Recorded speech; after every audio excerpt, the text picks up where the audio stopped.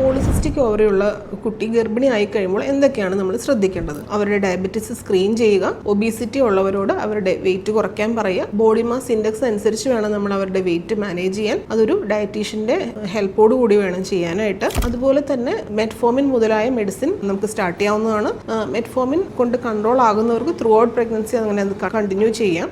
പക്ഷേ ചിലപ്പോൾ മെറ്റ്ഫോമിൻ മതിയാവില്ല, ചിലർക്ക് നമുക്ക് ഇൻസുലിൻ തന്നെ തുടങ്ങേണ്ടി വരാം. അപ്പോൾ ഷുഗർ ഉള്ള PCOD ഉള്ളവരിൽ ഷുഗർ അഡിക്വേറ്റ് ആയിട്ട് കൺട്രോൾ ചെയ്ത് വെക്കണം. ഇല്ലെങ്കിൽ ഗർഭധാനത്തിൽ ചിലപ്പോൾ അബോഷൻസ് സംഭവിക്കാം, മാസം തികയാതെ പ്രസവം സംഭവിക്കാം, അസോസിയേറ്റഡ് ആയിട്ട് പ്രീ എക്ലാംസിയ പ്രഗ്നൻസിയിലുള്ള ഹൈപ്പർ ടെൻഷൻ ഉണ്ടാകാം.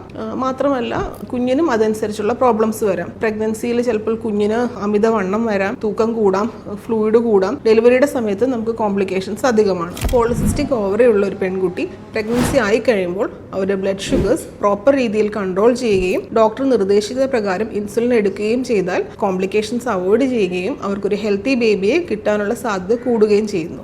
Thank you.